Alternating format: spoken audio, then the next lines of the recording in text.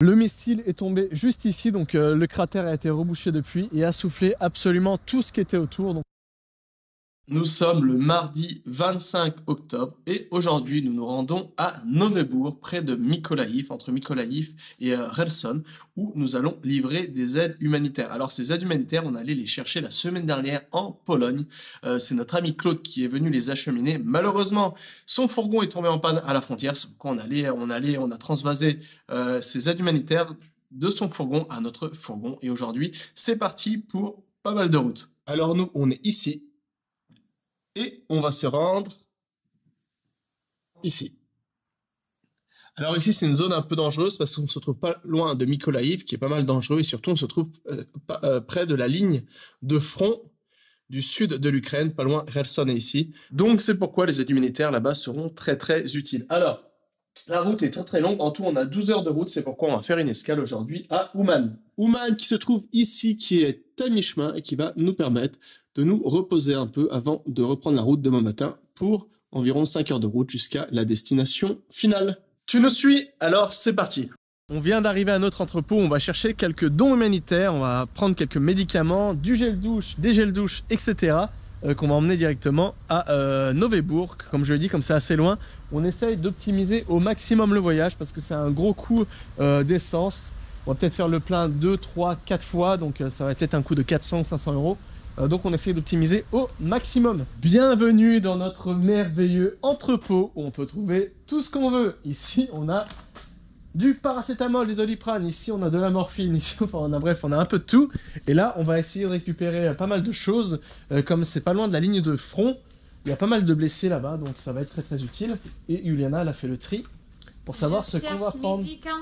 Donc on a du tramadol aussi. Ouais. Et ici on a toujours notre palette de gel douche qui diminue peu à peu. Donc je pense qu'on va prendre un rang. On va prendre, voilà, donc c'est des cartons de 12, donc on va rang, ça va faire pas mal de gel douche, ça va faire 120 trucs de gel douche, donc ça va être pas mal. On a rempli le fourgon et c'est parti pour environ 7 heures de route jusqu'à Ouman. Ouman qui sera l'étape de la journée. En tout cas, il y a un temps de chien aujourd'hui.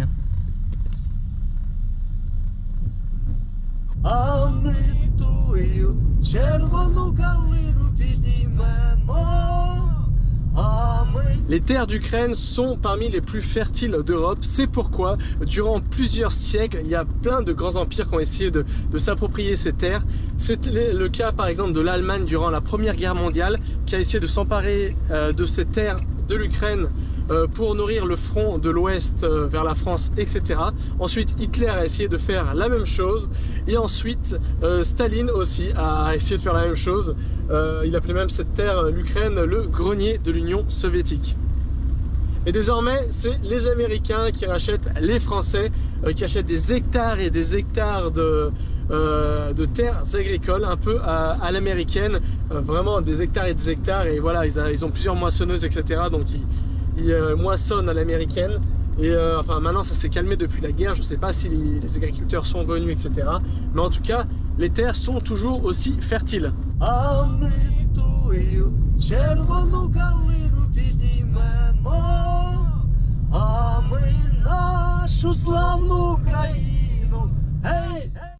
Alors on est arrivé, le problème c'est qu'il n'y a pas du tout d'électricité dans toute la ville. Il faut savoir que depuis les attaques répétées des Russes, l'Ukraine a perdu 40% de son pouvoir électrique et c'est le cas ici à Ouman où il n'y a pas du tout d'électricité, donc c'est une grosse ville.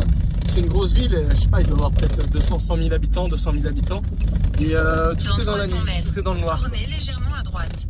Donc on arrive en plein centre. Alors il y a quelques appartements qui sont allumés, alors peut-être qu'ils ont des générateurs, des groupes électrogènes. En tout cas, il n'y a pas de lumière du tout. Le pire, voilà, c'est, t'imagines du coup les hôpitaux, comment ils fonctionnent. Là, on vient de passer devant une clinique qui est toute éteinte. Tournez à gauche. Donc c'est assez dangereux, quoi. Ici, il y a l'électricité. Ils nous ont prévenu qu'ils utilisent un groupe électrogène. Et là, c'est un lac, malheureusement, on voit absolument rien. Bon, on a pris un numéro de luxe, là. À peu près, c'est combien, 20 €? 18 €. Donc c'est pas mal. Apparemment, eux, ils ont l'électricité. C'est un des seuls endroits ici où il y a encore l'électricité. Donc ils ont de la chance. Apparemment ici c'est une des seules parties du quartier où il y a un petit peu d'électricité. Mais ça réduit parce qu'il doit y avoir à peu près 50 mètres carrés d'électricité. Et là-bas c'est déjà tout noir. Le noir total.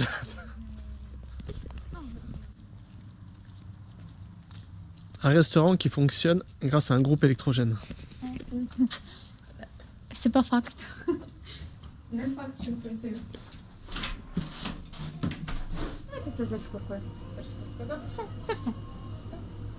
Tout fonctionne au groupe électrogène ici.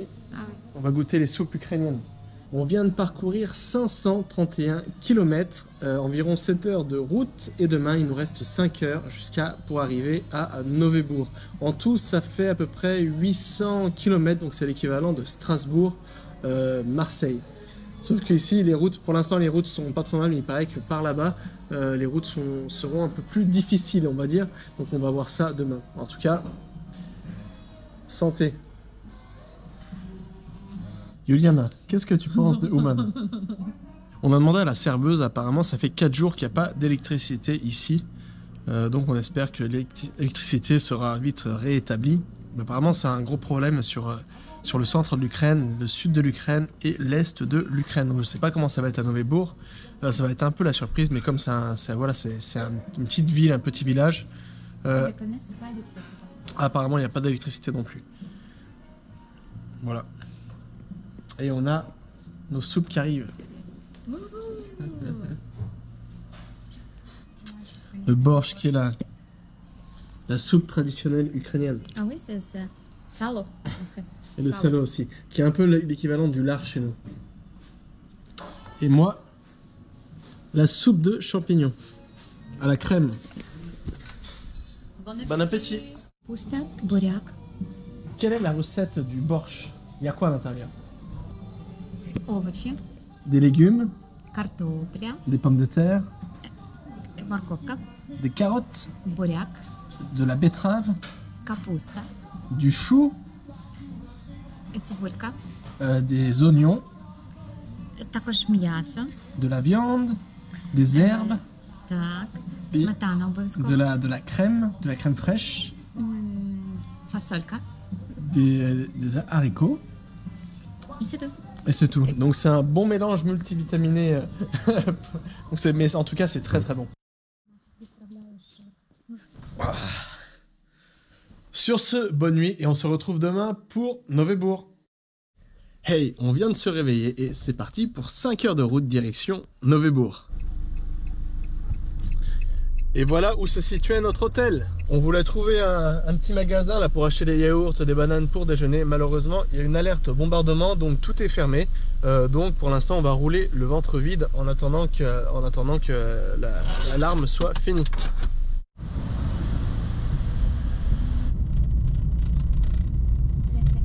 Il nous reste environ 300 km.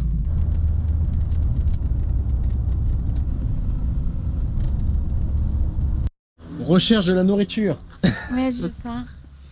Nous cherchons пиріжки avec... On a trouvé des espèces de beignets avec à la pomme de terre, à la pomme de terre. Tu as acheté quoi, Iliana? Là, pareil, il n'y a pas d'électricité depuis à peu près 4 jours. C'est reparti. On est au centre-sud, si on peut dire ça comme ça, de l'Ukraine. Alors ici, c'est une région qui est assez pauvre, même avant la guerre. Mais en tout cas, les gens sont super sympas.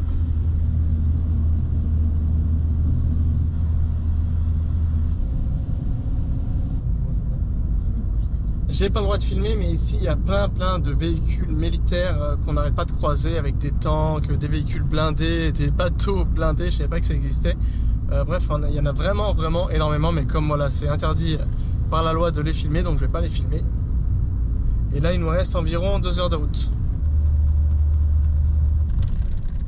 On vient d'arriver à Kryvyi Rih, c'est la ville natale du président Zelensky.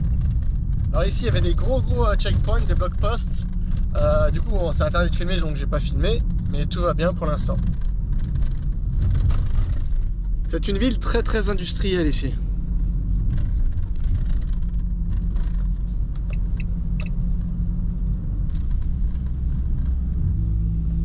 Ici, on trouve énormément d'usines désaffectées qui datent de l'époque de l'Union soviétique.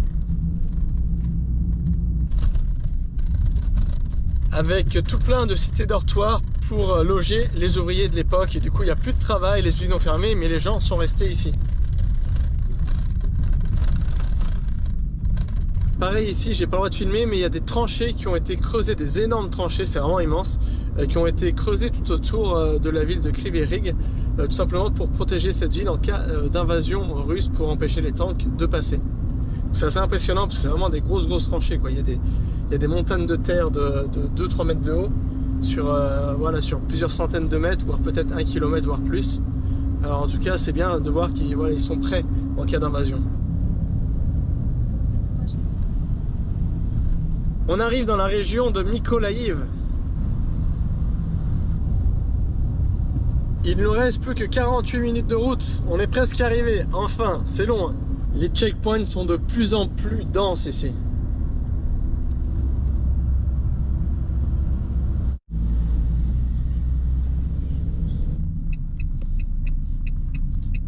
On vient d'arriver à Novebourg avec Vitali, notre contact ici, qui nous accompagne, qui nous montre la route pour livrer tous nos dons humanitaires.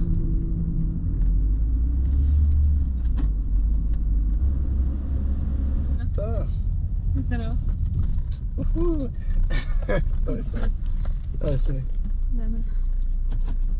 Дуже гарно, правда?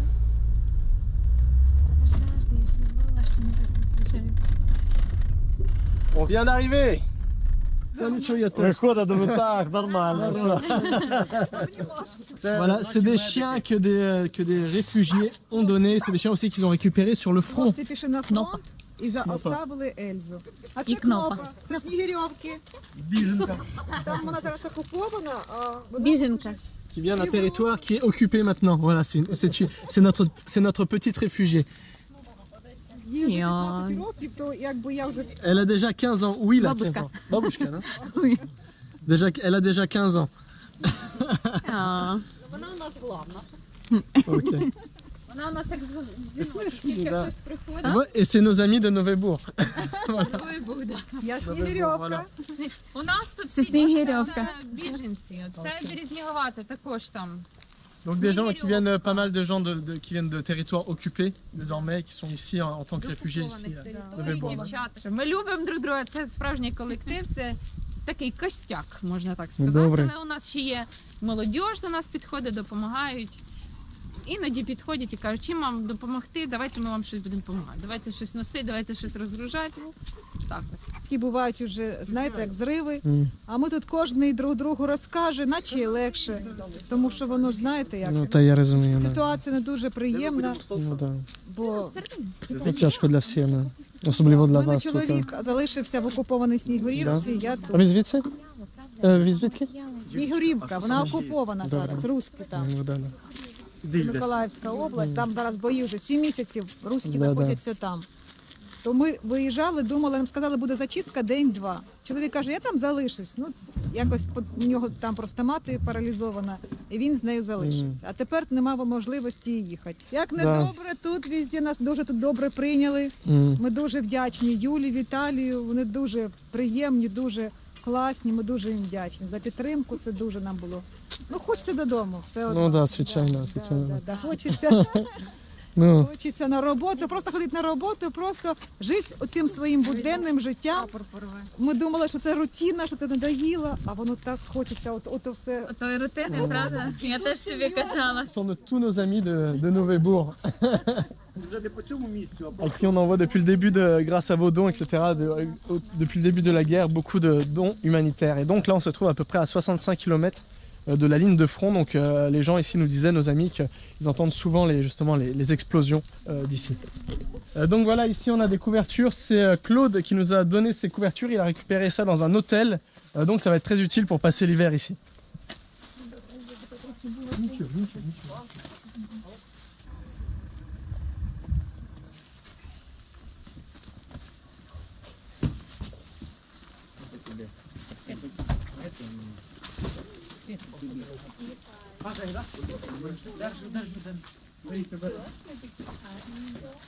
Позірує.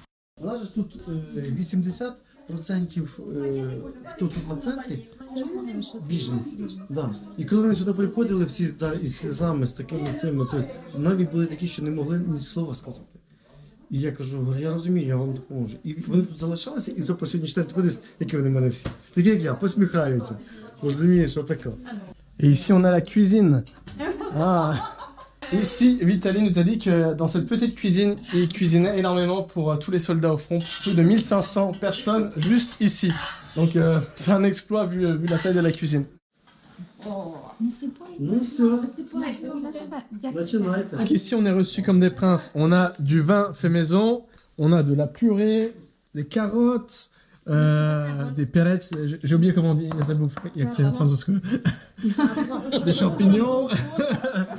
C'est vrai. Et une très bonne compagnie. Оце француз забув, я за кохання. Дякую, це кохання. Donc la personne qui nous accueille ici, qui a réceptionné les dons humanitaires, c'est Vitaly. Et avant d'être volontaire durant la guerre, il était agriculteur. Et depuis, il prête sa ferme pour loger des réfugiés. Et il aide beaucoup, surtout sur le front, parce que le front est vraiment pas loin d'ici. 24-го, коли була така ракетна атака, ракетна небезпека, всі ж говорили, що куди ж воно прилетить, та мабуть десь там Київ, десь кудись. Ніхто навіть не розумів, що ніхто навіть і повірити не міг, що це все-таки буде місто Новий. І от летіти. І це прильот був, і оце тут живе мій найкращий друг. Це його саме більше постраждала будівля. Оце всі будівлі були розбиті. Це осколки. Оце все осколки. Оце все осколки. Цієї будівлі не було, це вже відтворюють, відновлюють повністю все. Це тут у нас була така кафешечка, що тут, тут було суперенно. Я так розумію, що вона взагалі сюди йшла, кафешка, правда? Кафешка ні, це вона так і була, просто тут була накрита якби літничок. Тут ні одного вікна не залишилося, криші тут не залишилося. Оце все те, що зайшла сюди ракета, оце все, що ракета зайшла, і це вона, її був переход сюди. Це повністю зарили, але оце приход, і звідси він йшов, і це все розсипав. Повністю по цьому це все було, бачите, скільки воно осколків по будівлі. Отам по цим. Оці всі, в цих домах, це наш тут гуртожиток. І в цих гуртожитку проживали наші внутрішньо переміщені, тобто біженці. От вони багато хто, ми тоді, я не пам'ятаю, там, мабуть, до 30 чоловік отримали тільки поранення.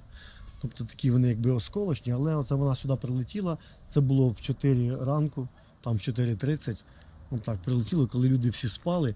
Але от саме найбільше постраждав будинок мого друга, це Толіка. І на другому поверсі жили тоді батьки, також в них поранення там в руку, в ногу. А Толік жив тут на першому поверсі, зараз його немає, зараз він тільки буде відбудовувати, зараз ближче підійдемо. І коли ми їх прийшли перебирати, він отако став, і це його кровать, і матрас такий нездоровений. Привіт! Да, є такий матрас такий здоровений. І вони, до речі, то завжди вони ночували завжди тут, а в цей день, коли це все прилетіло, їх тут не було. Той матрас, на якому він спав, на тому самому місці, тобто воно прошило повністю все. І от одне місце, де він просто спав, навіть над головою у нього, такого, мабуть, що сантиметрів 5 прильот осколка, і по кругу все в осколках, а він живий. Ніякого поранення, нічого. Десь там касательно, тільки там в ногу воно пройшло, але все. Просто капітальний ремонт, це все. Donc voilà, le roquette a complètement détruit la maison, donc ils sont déjà en train de reconstruire le toit, il n'y avait plus de toit, il n'y avait plus rien. Donc ils sont assez réactifs, c'est un truc que j'ai appris ici en Ukraine, c'est que dès qu'il y a un truc qui est détruit, quelques semaines après, ils sont déjà en train de reconstruire le tout. Mais vraiment, il a eu vraiment de la chance.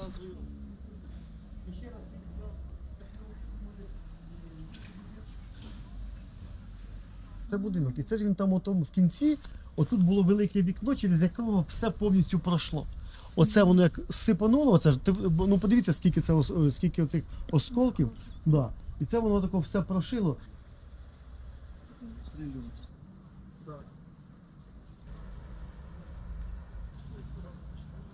Le missile est tombé juste ici, donc le cratère a été rebouché depuis et a soufflé absolument tout ce qui était autour, donc les maisons. Ici, là-bas, c'était un café qui a complètement été soufflé sous la vague de l'explosion. Et les morceaux de missiles se sont répandus un peu partout et ont criblé un peu tous les alentours. Et on voit que même sur la route, il y a encore plein d'impacts ici.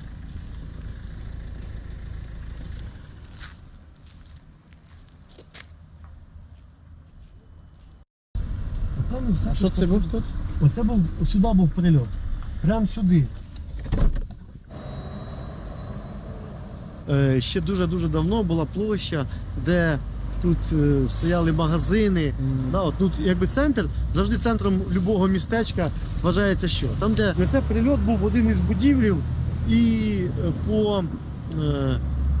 Ну, як, і мабуть, що тут є і також Божа рука в тому плані, що отут був підвал. І коли влетіла оця ракета, вона повністю війшла туди і всю взривну волну на себе прийняв підвал. Якби воно впало отут, то мабуть, що, тому що це була С-300, то отут би нічого б не було. Оце все, мабуть, би десь на по там, метрів 500, це було б 100% за це.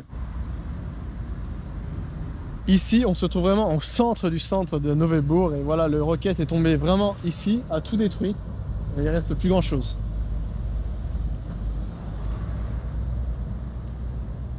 Et ça a soufflé toutes les vitres, tout ce qu'il y avait autour et la plupart des toitures aussi.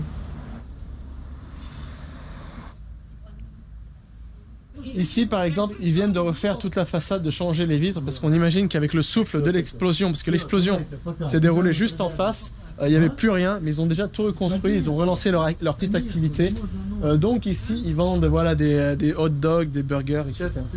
Тільки 2 віконця, зараз є 1-2, а так було 15 в будинку і змогли тільки 2 зараз встановити.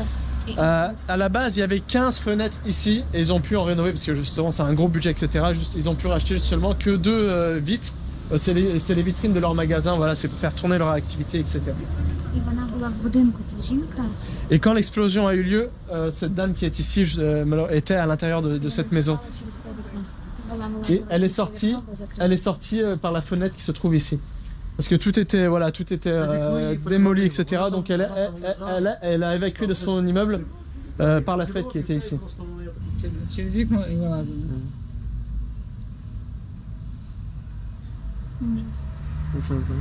Да. Це що всередині тут же ж теж нічого. Це все таке воно завалилося в них. То бачиш, то хата всередині. Ну все, це так, вікна немає, але на робочому місці. На робочому місці. Кожен день. Да, ми ж любимо сюди прийти, там, якогось там кофійку попити, біляши тут покушати, так що... Такі ночували без дверей, Ну, без все. вікон. Оце вона отут все ночувала, це там то вікно, те, яке завалило. Це вона оце, на неї воно все це впало. 2,5 місяця були взагалі без вікон, без дверей ночували. Да. На природі. Да. Оце воно таке, все в нас все було все розгачене. Просто тоді сказати, оце таке, ось, бачите, яке воно було? Це зараз воно там прибране, а це ж то зараз... Це прям тут, це на дорозі. Оце все на дорозі. Да, Оце все на дорозі таке було. Оце все, бачите, яка оце воно дорога. Це взривів, це все воно було, все встелено. Да. І хто мав можливість, хто мав час, хто мав бажання, всі приходили, всі допомагали. До побачення. Все буде добре. Ça va être vrai. Все буде Ми не добре. сумніваємося, що буде добре. Pour que vous imaginiez la force de l'explosion, vous avez juste qu'à regarder la poutre métallique qui se trouve ici. Elle a été complètement, voilà, elle est complètement tordue par l'explosion, donc faut s'imaginer la force vraiment quand ça tourne, quand ça pète tout ce qu'il y a autour.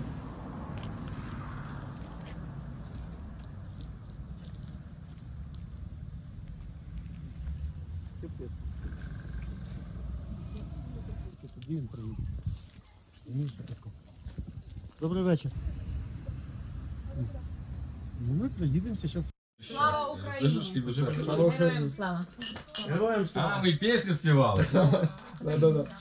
Можна ще? А що співали Червону руту? То є чистая вода, то и быстрая вода синих гір. Не можу, тому що воно запотіває. Ok, on est dans le sauna, il fait à peu près, on est dans le sauna, il fait à peu près 100 degrés, c'est intenable, mais c'est la tradition, donc on respecte. Я почти все понял. Антон мой кореш. Il a presque tout. Le sauna ici, c'est le sauna hardcore, c'est pas le sauna des mamans, hein, c'est le sauna hardcore ici. Сама найкраща. Voilà, nous sommes sur le départ. C'est reparti pour 12 heures de route. Alors on va peut-être faire une pause dans le centre d'Ukraine. On va peut-être pas faire d'un coup parce que c'est long. Mais en tout cas, on a été très bien accueillis par tous nos amis qui sont ici. Donc c'était une super rencontre et on va revenir. Qu'est-ce que tu... Дуже було приємно вас бачити, приїжджайте до нас. Це буде Україна. Слава Україні! Героям слава!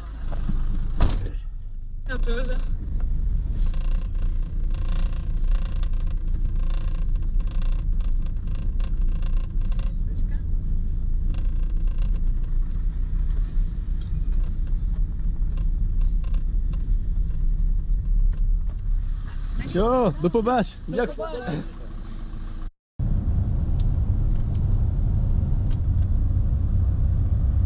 Tout autour de nous, il y a des tranchées, comme là-bas par exemple.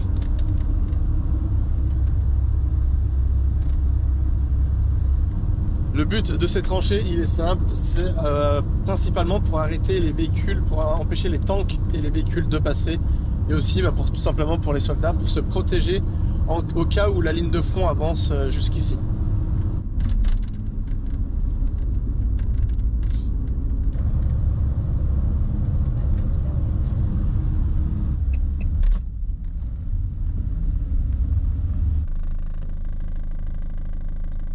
Alors ça, c'est l'emblème quand on arrive dans une région ou dans une ville. Tout est caché, c'est pour éviter que les Russes, tout simplement pour désorienter les Russes. C'est la même chose pour les panneaux de direction. La plupart ont été, enfin ils ont tous été enlevés pour que, tout simplement pour que les Russes ne trouvent pas leur chemin. Nous sommes de... On a fait spawn un pigeon. Nous sommes de nouveau à Kryvyi, la ville de Zelensky.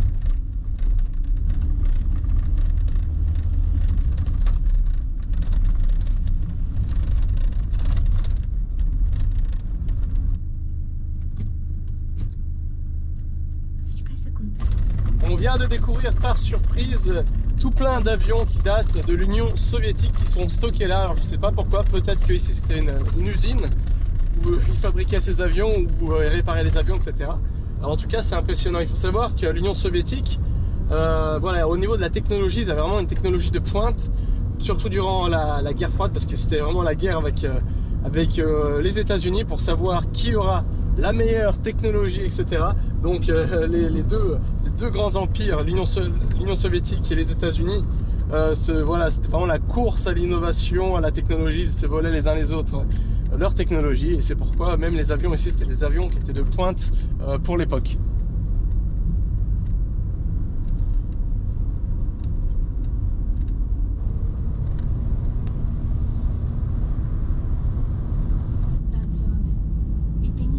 C'est drone? Je sais pas si ça se voit à la caméra, mais ici il y a deux avions russes qui viennent de nous passer devant. Donc c'est les avions qui bombardent. Alors je sais pas s'ils ont déjà bombardé ou s'ils vont bombarder.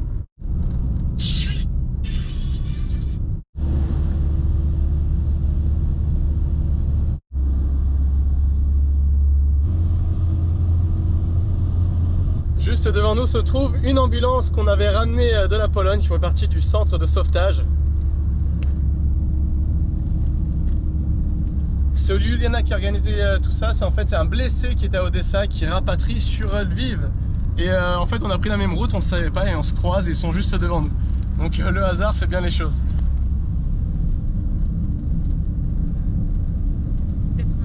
Je pense que c'est sur la première vidéo où on allait chercher des ambulances en Pologne, juste à la frontière. Je pense que c'était une de ces ambulances.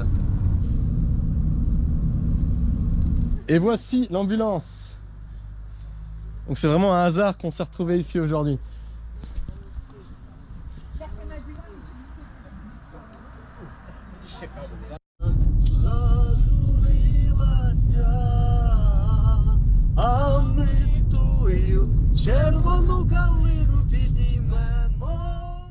Nous sommes bien rentrés. Alors ça a été un sacré trip. En tout, on a effectué 803 km aller, 803 km retour, donc environ 1600 km et le tout en 3 jours. Donc voilà, c'était un peu intense, mais on l'a fait. Alors, pour acheminer ces aides humanitaires, pour payer l'essence du fourgon, le gasoil du fourgon, on a utilisé l'argent de l'association et tu peux voir à l'écran tout le détail de nos dépenses. Alors, en tout, on a fait 3 pleins. Le premier plein, 107,66 €. Le deuxième plein, 89,96 €. Le troisième plein, 109,27 €. Et on a aussi acheté du liquide de refroidissement pour 6,52 €. Et ici, tu as tous les reçus. Donc voilà, ça c'est le premier reçu. Ici, 3860 grivna, donc c'est à peu près 100 €. Ici, 233 grivna, donc ça c'est 6 € le liquide de refroidissement. Ici, 3239 grivna, ça doit être 89 €. Et ici, le dernier plein, 3973 grivna, ce qui fait, c'était le dernier de 109,27 €. Donc en tout, on en a eu pour 313,41 €. Donc un grand merci à toi pour tes dons financiers qui nous aident à acheter des aides humanitaires sur place ou alors à payer le gasoil pour acheminer ces aides humanitaires dans les endroits où c'est le plus utile. Et si tu souhaites nous aider, toutes ces informations sur comment nous aider se trouvent directement dans le premier lien se trouvant sous cette vidéo. Voilà, un grand merci à toi et nous on se retrouve pour une nouvelle mission. Allez, à bientôt.